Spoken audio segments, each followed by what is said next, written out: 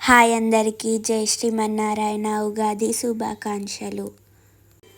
మేము ఉగాది ఎలా సెలబ్రేట్ చేసుకున్నామో చూసేయండి. ముందుగా మేము దేవుడి పూజ కంప్లీట్ చేసేసుకున్నాం. దాని తర్వాత మా నాన్నమ్మ భక్షాలు చేస్తుంది.